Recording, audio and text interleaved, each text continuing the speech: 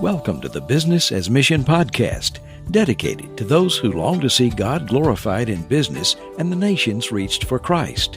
Your host is Mike Bayer, longtime BAM leader and founder of Third Path Initiative, an online education resource for starting and growing BAM businesses around the world. So welcome to another episode of the Business as Mission podcast. Today I've got the pleasure of our guest being an old friend of mine. We've known each other for, pushing probably 25 years, I think, and worked together in different capacities around the world doing microenterprise development. John Goslin is now currently the Executive Director of International Microenterprise Development, which is the organization I was with before 2012 and still on the board. But John took it over back in 2012 and has done a marvelous job the last 11 years of leading it, growing it, guiding it through the pandemic, keeping it moving, helping people around the world. So, John, welcome to the podcast. Good to see you, brother. Thank you, Mike. It's good to be with you. We are old friends. We've been friends for a long time, and we're also old. We're not that old. I mean, we're not up there with Moses just yet, but we're shooting for it. So, John, go ahead. Sorry. We hope to get there. We do. And if we don't, it's okay because we know where we're going. Yep. So John, give us we were talking before the show started, just give us a little history of who is John Goslin, and then move that into how did you get connected to how God is using business around the world for kingdom purposes. So just give us your sort of thumbnail resume, if you will. Well, I'm a business guy fundamentally, Mike. I spent 50 years working in the real world, primarily computer technology management for large companies, but I'm just a business guy. I'd like to make a point, though, and that is I've been in full-time Christian ministry since the summer of '69. It was a great summer. Men walked on the moon, Woodstock in New York. And it was a summer that I met and entered into a relationship with Jesus Christ. And from that point on, I've been in full-time Christian ministry. Nobody's ever paid me to do it, but I am in full-time Christian ministry. And my ministry is in the marketplace. It's in the business world. It's also with my family and so on. Family, I've been married for 53 years. We have one daughter, Christine, and just am truly blessed in that space. Let me go back I just kind of want to set the nail on what you said earlier, because that's so vital for people to understand that there is no separation, right, between Christians who do ministry and Christians who don't. Every Christian who is following Jesus is doing ministry wherever Jesus has put him or her. And we say that a lot, but I appreciate you starting with that because that is the foundation, frankly, of everything we do. And business as mission doesn't sanctify business. It's just a label for people who have recognized that Jesus is their Lord, not just in the church building, but in the office building or the warehouse or the factory or whatever. So I really appreciate you bringing that up. Yeah, Mike, here in the West, particularly in the States, we tend to want to compartmentalize. We do church on Sunday morning, maybe, at home in the evening with our family or in our small group, but the rest of the time we're living in a different world, and there's just no biblical basis for that. It's all one, and very commonly in many parts of the world, there are no vocational Christian people in Christian ministry. People are bivocational. Christ was a pretty good carpenter, I think, in his day, and you see that model over and over again overseas. Yeah, and that's exactly right. I mean, we see it much more overseas than we do in the U.S. because it comes out of a need to survive, right, to feed your family and that sort of thing. And I think they kind of got accelerated into an integrated view of business and life and work and faith. I think they got there faster than we did because they had to. It wasn't optional. So, John, how did you get? And I don't think it started with International Microenterprise Development or IMED, it's also known as the JOLDOS project. But Was that your first introduction to business as mission, or had you already begun thinking about business overseas? No, IMED was my first introduction. It's kind of interesting. Back in the 90s, I felt a real compulsion to be involved in an overseas short-term mission trip.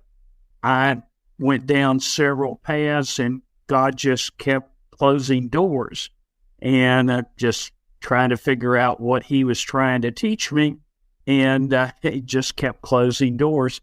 My daughter, who in the late 90s, early 2000s, was in high school, wanted to go on an overseas short-term mission trip. We're part of a church that was very aggressively championed that for young people. And she'd applied a couple of years as a freshman and a sophomore, and there were just more people wanting to go on trips than there were opportunities, and the older kids got to go. Yeah. She was about to going into her junior year in high school, and they had one trip that was a combination of parent and youth. And basically it was a deal, if you could talk your mom or dad into going with you, you got to go on a trip. So my daughter said, look, I want to go. I'm willing to do this parent youth thing. Dad, will you go with me? So we filled out applications and submitted them. We submitted the applications literally the Sunday after 9/11. And as you can imagine, that turned the world upside down in people that were willing to go overseas. And pretty shortly, Christine gets a call. My daughter gets a call and says, hey, we're not even going to try and do the parent youth thing. But the good news is, if you want to go to Brazil on a trip with a group of teenagers, we've got a spot for you. And she was gone, and Dad was left wondering again why God was closing doors. Not too long after that, I asked the missions people at church, give me a list of short-term trips that are going overseas next year. And I got this list, and you go down, and there are construction projects and vacation Bible school and stuff that, honestly, I'm not very good at. But there was this one listing, this business's mission trip to Kyrgyzstan, led by this guy by the name of Mike Wayman. And I'd met Mike once or twice, really didn't know him, and I'm just kind of thinking about this. And the next Sunday, I drop into a new Sunday school class, a men's group that is looking at how to be better husbands and fathers. And the format is, we're using some walk through the Bible materials, watch a video for 20 minutes or so, and then sit around the table and talk about it. And each table had a guy that had committed to be a discussion leader. And I wind up at a table, and the discussion leader is Mike Wayman. And, it's just a God thing. God had closed enough doors, I think, and prepared my heart to want to go. And then here was the opportunity. This was a trip where God's wired me to be a business guy. He's given me the skills, and I could use all of that to enable business owners overseas, business owners that were committed to using a business for kingdom impact, for ministry in their community. And needless to say, that was in 2002, I got hooked and have been going and been involved ever since. So many folks that kind of went down the path you've gone down of being gifted in business, having a passion for the world, wanting to see the nations reached for Christ, and what do you do?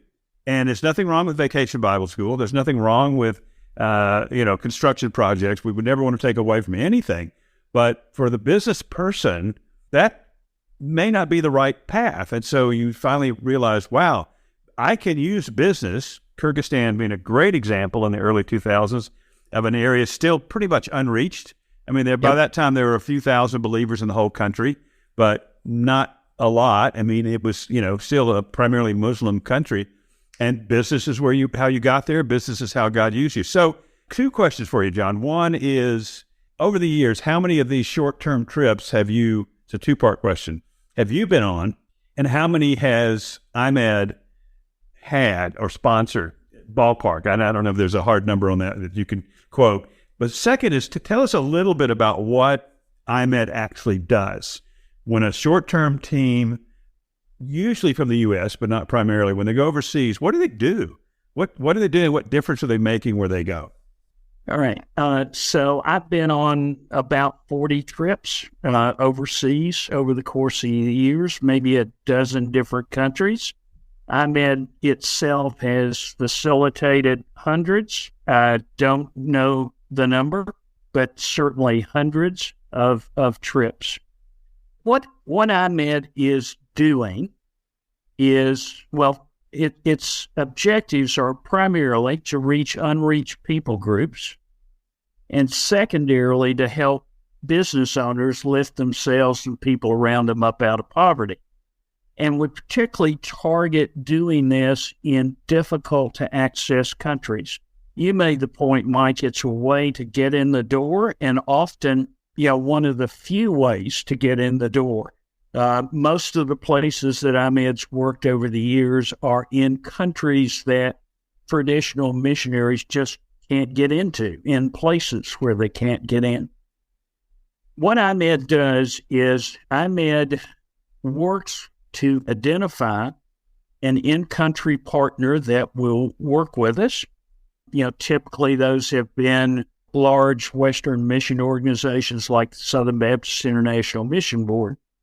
And IMED will partner that in-country partner who has a heart for enabling business owners with some churches in the West, churches that are willing to help provide some financing and who are willing to send business people to share their experiences and their skills with would-be business owners overseas.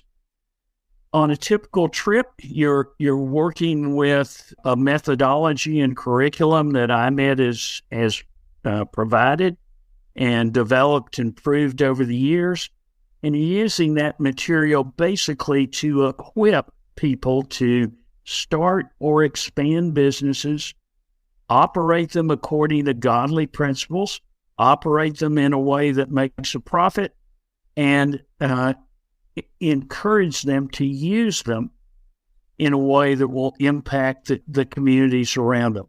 The kingdom impacts often church planning. Sometimes it's working with and supporting at-risk, at-need children. There are lots of different types of kingdom impact. But a business person going is working with proven curriculum, using their own experience to enable a business owner to start or expand successfully their own business. So you became executive director in 2012, and you'd been on many, many trips by that time, and you had organized and planned many others that you did not personally go on.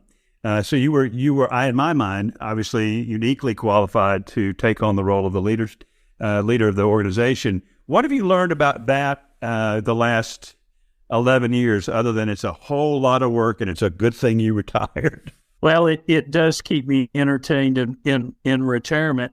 I think what I've learned is just how God moves in just some marvelous ways.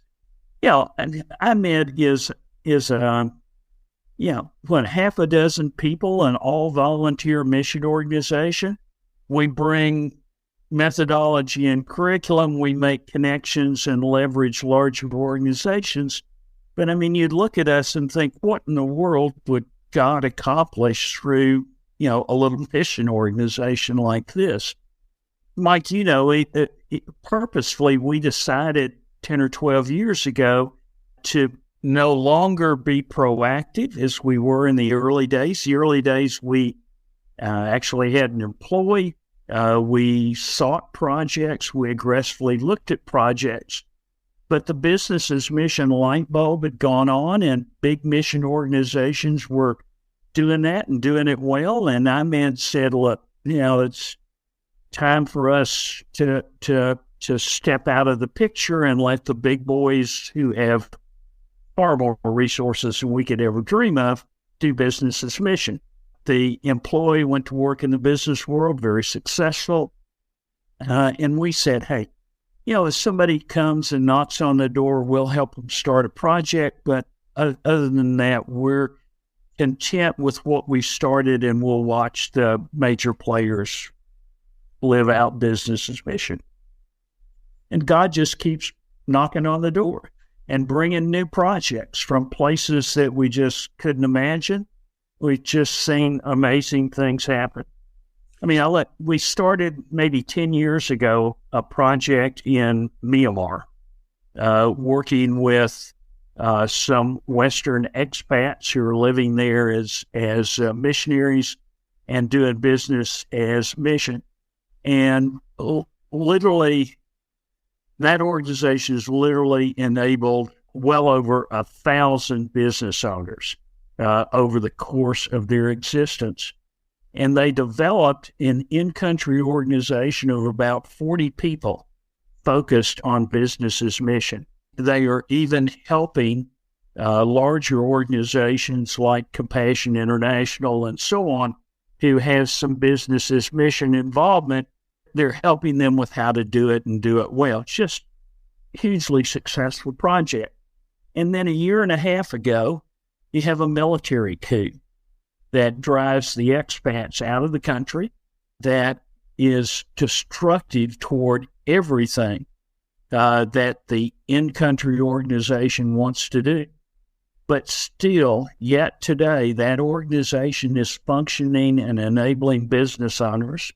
The expats have moved across the border into Thailand, and they're starting business as mission activities there in the refugee community in Thailand. I mean, you can't, just look at this. This all started with, just a conversation that you had, and then I in turn had with a couple of Westerners in country that just had some dreams. And you just look at what God does, and it's just amazing to me. Absolutely amazing.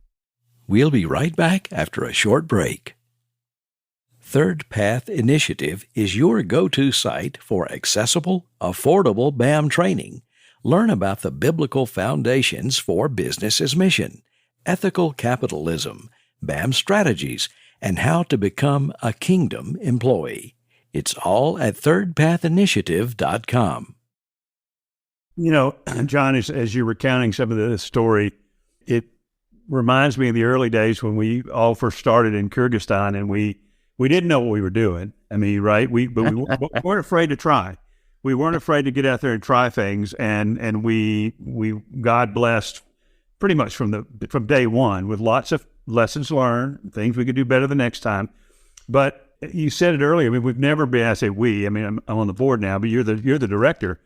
IMED has never been a big organization. Never aspired to be a big organization. We really aspired to blaze some new trails, and from that make connections and bring what we had, kind of the loaves and fishes, right? And bring what we had, but what God has done with it. Your story about Myanmar is a great one. That it literally began it was a conference where one of the guys and I met, and then you got involved, and it was just connections. And I think that's always been the magic of what you guys are doing, that you're connecting with mission leaders overseas or business people overseas, obviously the local Christian community, usually persecuted and poor, not always, yes, but usually. And then, well-resourced churches, mostly in America, a couple in Canada, but mostly in America. And just bringing those things together, amazing things happen. And as you said, just in Myanmar, 1,000 businesses started among people who could barely provide for their family, even before the coup. And now that they've moved it to the refugee community in Thailand, that's the other, I'm just kind of sitting back in awe thinking, Lord, how could you create something like this? Maybe I should say only you could create something like this that could be so portable, it could go with the refugees and serve them, still serving the same people. So it's a beautiful thing. John, so for you personally, what is one of your favorite stories? And I know there are stories, there's lore, there's legend, there's probably fiction, but one that some experience or story you've had, he said that was, a major God moment for people. I was early days of my trips overseas. I was working a project on the island of Sumatra, Indonesia. And we're in Pekanbaru, which is largest city on the island, kind of central to the island. And had a group of Indonesians that we were working with, and we did most of the work in small groups. So I worked with 3 women who were interested in starting businesses. And one of the women was a young woman by the name of Sarah. And Sarah is Aceh, from Aceh province, which is the northwestern part of the island of Sumatra, and one of the most hostile environments in the world at that time to Christianity. It's the area that a year or two later was devastated by the tsunami that hit that part of the world. And Sarah, probably one of a handful of Aceh believers. The environment was so hostile that she was not going to be able to operate her business in Aceh province. She would operate it in another part of Sumatra. And she wanted to do computer training. She would teach people how to use Windows and Word and Excel and that sort of stuff. And anyway, we worked through the week, and we were finishing the week, and this was the end of the training. She was going to get a loan. We were presenting certificates at the end of the training, just recognizing the accomplishments. And the coaches were to present the certificates to the small group that we worked with. So for me, that included Sarah. And I just, she came up and got that. And Sarah's, all of 5 feet and 100 pounds. She grabs that from me, and then she just reaches up and puts her arms around my neck and gives me a big hug. And that is so countercultural in Indonesia, for a woman to hug a man, to hug a white Western guy, and just, that bond that we had through that. And then a day later, I was in the airport getting ready to catch flight out, and across the airport, I hear, Mr. John, and it's Sarah waving as she's running to catch her own flight back to where she lives. And I'm just thinking, I'll see her again, Revelation 7:7. I'll see her when we all sat at the feet of Christ. And just, a moment that touched my heart, Mike, I can't tell you. But just to be able to help her find a solution to what she wanted to do, and be able to enable her and to build a relationship, a common relationship around the bond that we have in Christ. Just what a moment. That gives, makes the hair on the back of my neck stand up. It just got goosebumps. And that's so common for the folks who've gone on IMED trips. These are men and women in business who, are going to be career missionaries and not going to go to a country and live there for the rest of their lives. But whether they go for one of the week trips that you have, it's each year there's 3 different week trips, more or less, not always that way, but it's a series of trips. They go on 1 or 2 of those, but they come away with that. They come away with a relationship with people, different culture, different language, but same Lord, same Spirit, all of the Ephesians 4 stuff about, being one body. And that, like you say, it's a memory you will take with you forever. And that, in so many ways, that's what made it worthwhile for you, I think. Mike, when we talk about IMED, we so often talk about the impact being the business owners that we've enabled overseas and the kingdom impact we did that they accomplish. And make no mistake, that is what it's about. But I think a secondary, perhaps even equally important benefit from being involved is the impact that experiences like these have on the Westerners who go and participate. Mike Wayman, who got me started, was always fond of asking on the way back, why did God bring you on this trip? And you get some pretty amazing answers sometimes. Yeah, it's interesting, John. I've seen the same thing you have. Just seeing lives from here, from the U.S., changed while being involved in changing lives there, whatever country you're working in, and it's really it's a wonderful thing to watch happen and see people coming back with a fresh understanding of missions, a fresh understanding of the world, a fresh understanding of how they can use their business giftedness for the kingdom. I mean, it really is an eye-opening thing, and it's been a tremendous blessing. So, as you're talking, John, I keep thinking about the three different constituencies, at least three, that you've mentioned, right? So you've got the in-country students.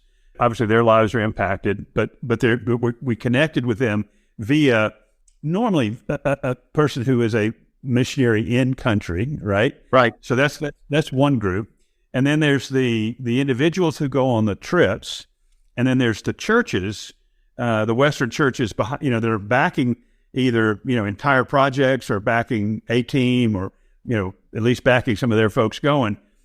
So if any of those groups want to reach out to you and say, hey, how do we get a IMED project going here? Or some individuals say, God, it sounds like what I want to do. That's exactly right. How do I get on a trip? Or a church, a missions pastor or head of missions committee said, boy, that's what we need to get connected to, because the business people in our church are sitting in the sidelines. They don't engage because they don't know how to engage. Right. So if any one of those said, well, we got to talk to John or somebody from IMED, how would they reach out to you?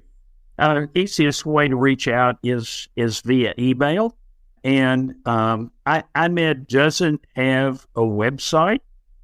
We purposefully do that because in many places where we work, it would be dangerous for the in-country partner, dangerous for the business owners to have any sort of public exposure. So we are purposefully very private and very guarded about how we communicate what we do. But if somebody's interested in being involved, I would love to have them reach out to me. I am John Goslin, JOHNGOSLIN @att.net. Thanks. And John, I'll put that in the show notes. Anybody that says, God, I didn't get that, it'll be in the show notes. You can look on little details underneath the episode, and you'll have that. John Goslin @att.net. And I got to tell you, I imagine once upon a time, John probably thought he was the least likely guy to step up and do something like this, take the lead on it, and be used by God truly internationally. And I've had the privilege of being John's friend for a long time and knowing his family and watching the blessing on his life and just the joy in his face. And I know it's been a great journey. John, let me throw you one more question before we wrap up, and that is, this whole program that you're involved in is primarily trip-based. So it's getting on airplanes, going to other countries. How did you navigate through COVID? Because you couldn't go anywhere, but you didn't stop. The project, what looked like it would stop, didn't. What did you guys do during that period? Mike, just like we're doing this morning, we did it through Zoom, right? And, we worked with our in-country partners to help existing business owners keep going, not be destroyed by the impact of COVID. Most of our in-country partners were more concerned about sustaining at that point rather than expanding, although there was some expansion going on. We even started a new project, one in Bali, Indonesia. There's a Western expat couple living there. They run and operate their own business. It gives them credibility and a reason to be in Indonesia. And they're very committed to business's mission, and they just didn't know how to do it. They were trying to figure out how to enable business owners to do kingdom impact. And they had a common mission sending organization with one of the partners that we work with in the Balkans, in Albania, on another IMED project, introduced us. And myself and several other people spent long Zoom conferences basically teaching them how to do a project and enabling them to run their own projects. Mm-hmm. And just extremely successful. The result of that has been that now we are, even on a regular basis, post-COVID, we're doing a mixture of in-person and remote activities. We have a remote training going on this week in Kenya. There are 3 cycles of training typically. The first 2 were done in person. The third one's being done remotely. So it's a mixture of in-person and remote technology. Yeah. Isn't it amazing? As you're talking, John, I'm reminding of that chorus, God will find a way. Yeah. That through anything, the unreached people groups, God will find a way. Poverty and lack of employment, God will find a way. Being able to feed your family so that you can do discipleship ministry, God will find a way.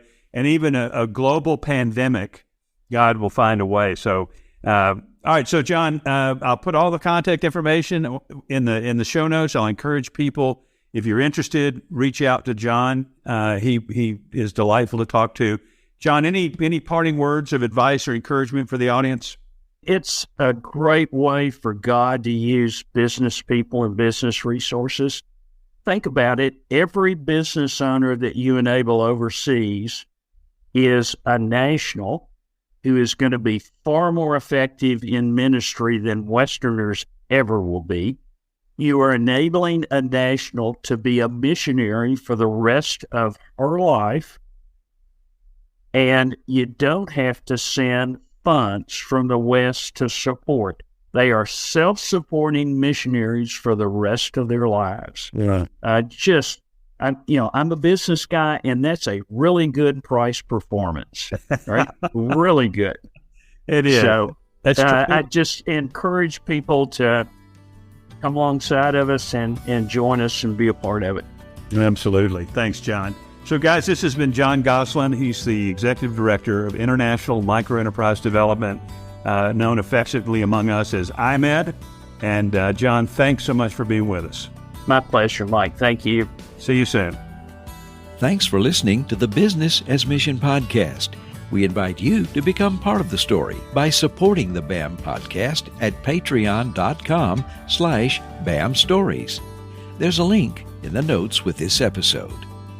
For more information, go to thirdpathinitiative.com or tryventure.com. Please share this podcast and give us a review wherever you listen.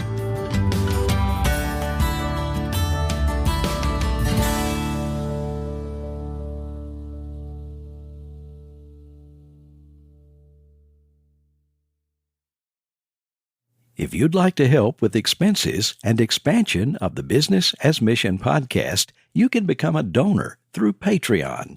Just go to patreon.com/BAM Stories. This podcast is brought to you by generous donors and sponsors. You can become one by going to patreon.com/BAM Stories.